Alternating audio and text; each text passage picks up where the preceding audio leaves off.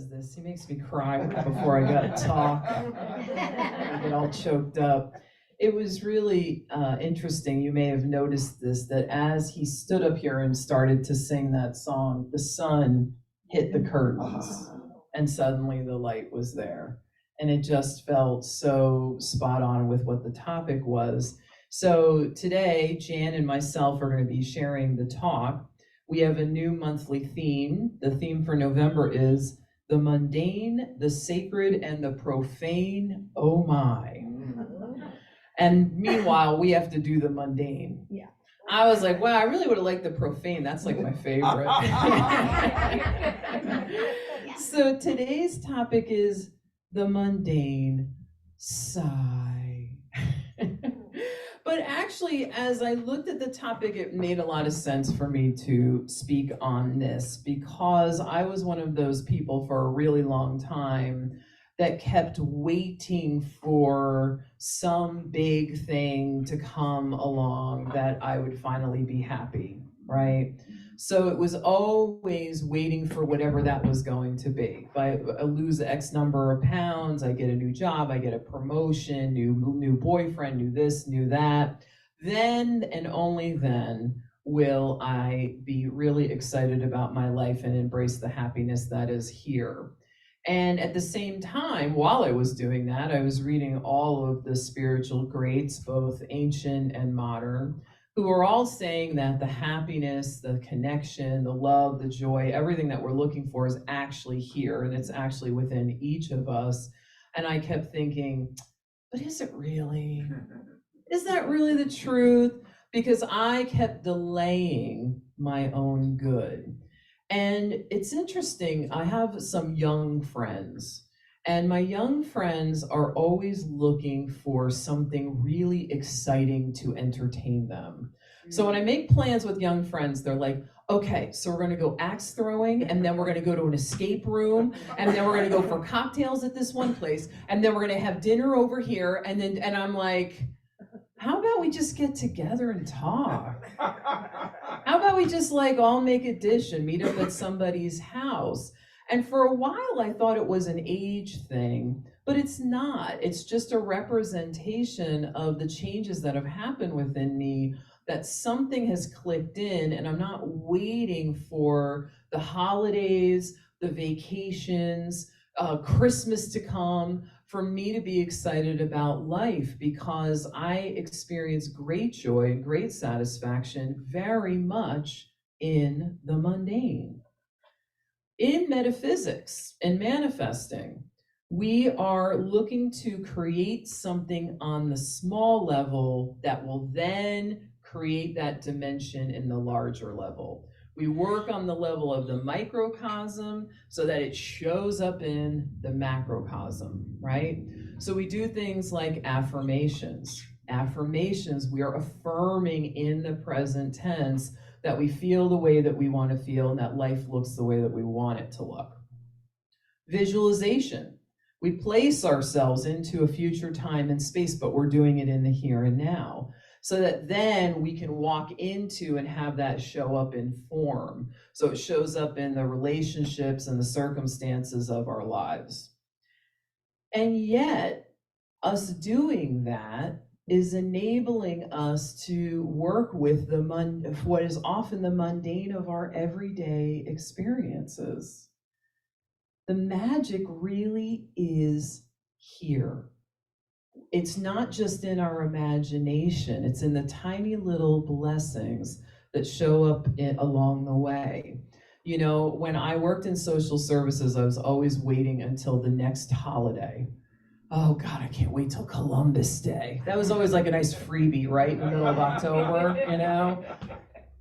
I'm Italian. I do not celebrate Columbus Day, okay? But that Monday, I was having a day off. I couldn't wait for it to happen. Or I'd be waiting for Friday to happen, right? Friday, leaving there. And for a long time, I thought, well, it's the job, right? I'm just in the wrong job. And true enough, I stayed in that job longer than I should have, but it was not the wrong job.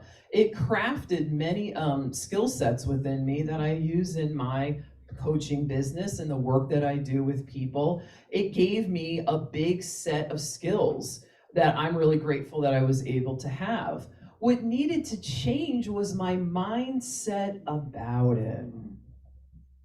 My mindset needed to change because there were miracles happening every day in that setting that were completely lost on me because I was too busy being focused on what's not working or what wasn't the way that I wanted it to be. And that's one of the things that a gratitude practice does for us, right? The gratitude practice is, it's not just about being like, well, I'm grateful that I've got two legs and I've got two arms and I'm grateful that I can see and hear and I'm grateful, grateful, grateful. It's not about that. It's about getting into the feeling tone of those experiences. I'm able to walk. I was able to walk up those stairs. I've had an ankle injury I've been healing for a year and a half. This was the most painless trip up those stairs I've had today. That's not lost on me. It may seem mundane to someone else, but often what happens is the mundane feels miraculous when we're coming out of a place of pain, when we're coming out of a place where things are not working. I've never been more grateful for my nose than after I've had a cold. You ever had a cold and you can't breathe and you're like, my God, all these years I wasn't appreciating the fact that I could breathe. How could I let that go? So sometimes we have to be faced with loss to help us to remember what's still here, to remember what we can still appreciate. I had a pretty cool experience over this weekend, Friday and Saturday. A friend of mine, a fellow healer, reached out and she was going to be teaching a course, 5 hours on Friday, 5 hours on Saturday, on ancestral healing. And ancestral healing is one of the things that I do with the people that I work with and I do in my own healing practice for myself. And so I love the topic. And I love always getting new skill sets or tweaking what I'm doing to constantly enhance what I'm bringing to the people that I'm working with. But October was a bit of a month for me. I had a book come out, and then I had the loss of two friends that happened within two very people that I love very dearly who died very unexpectedly 10 days apart. Okay. So there was a lot going on. And so my friend reached out to me. She said, look, you can just come as my guest. I just want you to be there. I feel like you need to be there. And I said, I really appreciate that. And I feel a little bit like I got hit by a bus, and I have no idea if I can even keep my focus going for 10 hours over 2 days because it was a Zoom class. It would have been easier in person for me. And she said, well, how about this? How about you just come on Friday, see how you feel, see if you're getting anything out of it. You can sign off at any time. You don't have to attend all of it. Why don't you just give it a shot? And so I joined, and of course it was exactly what I needed because it was reconnection with my ancestors, reconnection with the power and the invisible realm that supports each and every one of us that I had lost sight of in my grief and sadness. And so at the end of the day on Friday, she wanted to do a meditation with us, with our ancestors. And normally I sit up for meditations and visualizations, but my butt was a little tired of being in that chair. And so I thought, you know what, I'm gonna go to the couch. I'm gonna bring the laptop over to the couch and I'm gonna do it there. And so I was laying on the couch and we're going through this visualization, and there's stuff that I'm feeling and there's stuff that I'm not. And then I kind of started going in and out, like maybe falling asleep a little bit and then coming, but hearing her voice and coming back. But I just let myself be in the process. But at the end, she said something about the light that is the source of all. And as soon as she said that, the sun came through the leaves on the trees, through my window, and lit up my face. And I went,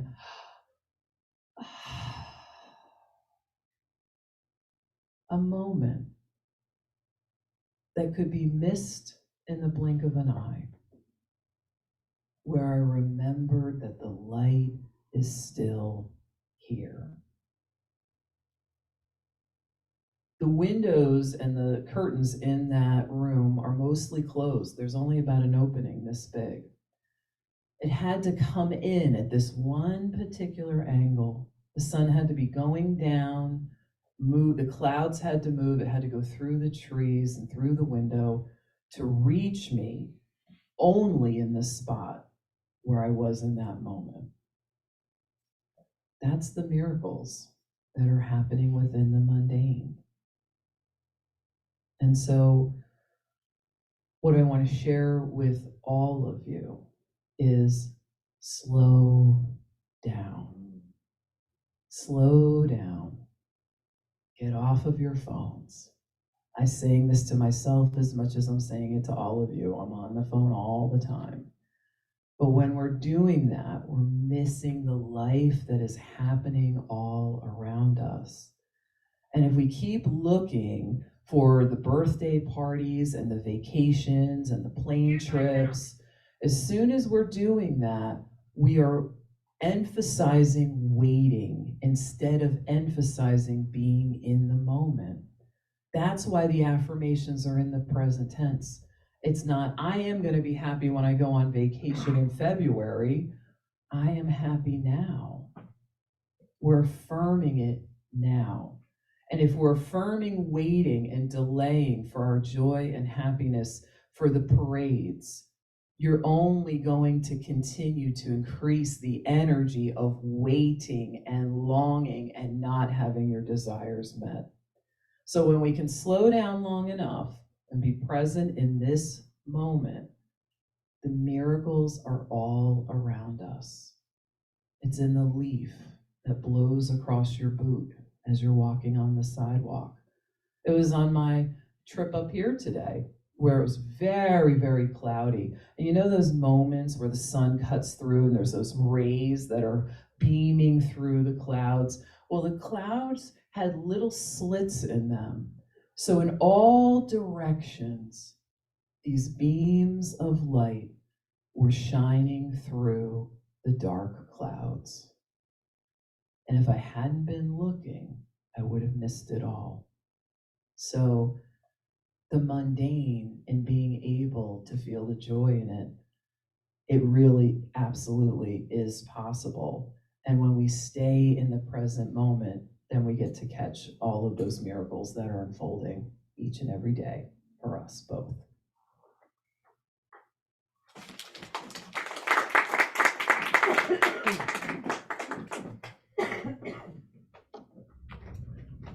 So I have to tell you, this is my least favorite thing to follow that lady. But I'll try to do her proud. So I have a very different take on this topic of mundane today.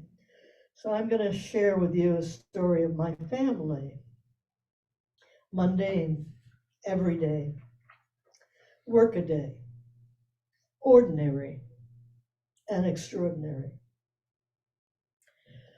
My grandparents on my mother's side were born, about 3/4 of the way into the 1800s. That sounds like a long time ago, right? And it is. And my grandfather was a very proud, very determined, very strong Scotsman. And his wife, who I never knew, was French Canadian. So what we used to call a mixed marriage in those days. So actually half of my mother's family grew up, although raised Catholic, to continue to be Catholic, and the other half were Protestants. Interesting, right? So my grandparents got together. They were kind of rural people. They lived in Maine or near the Maine border on a farm. And that was their life. Really mundane, right? Ordinary.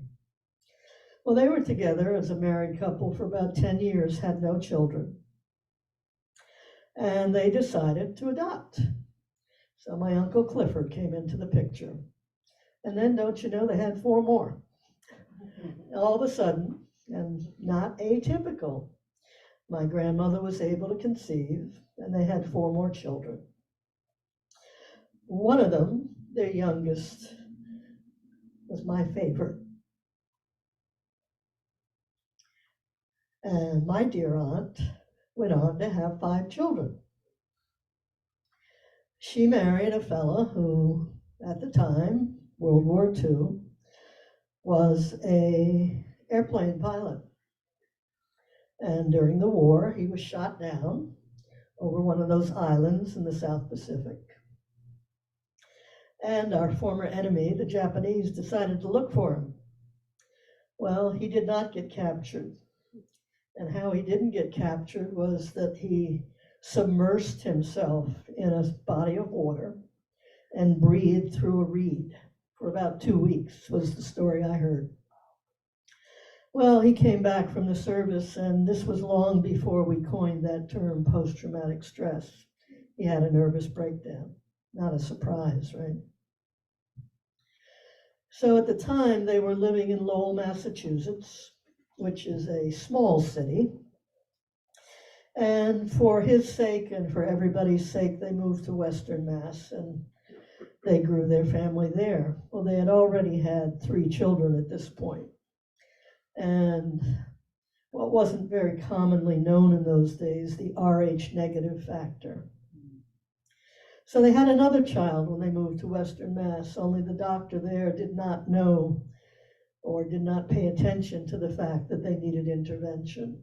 And that child was born with what we used to call retardation.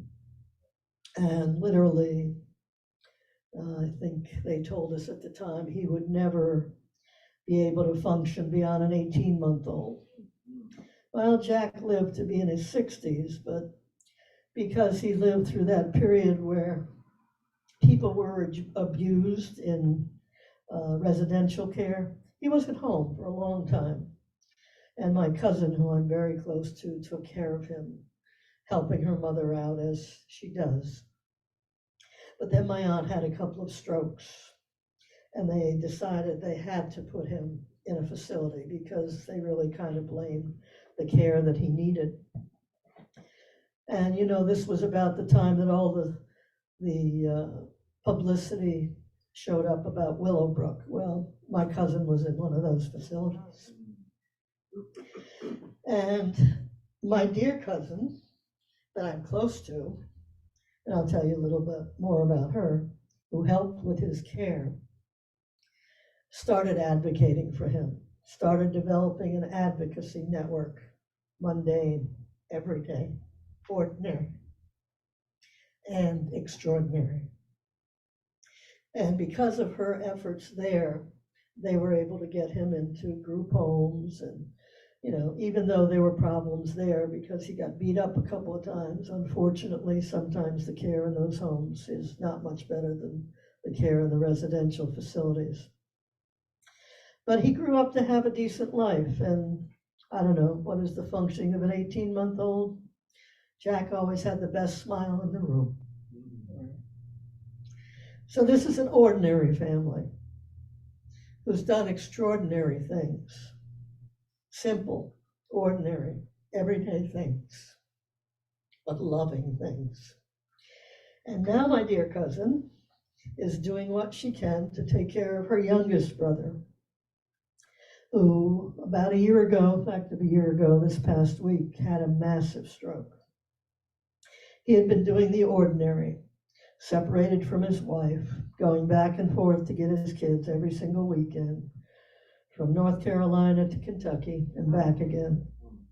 And came back from one of those trips, had his stroke, lay on the floor for 3 days. He's now in a nursing facility, rehab facility, but the medical prognosis is doubtful. And as I say when I pray for him, but through God, all things are possible.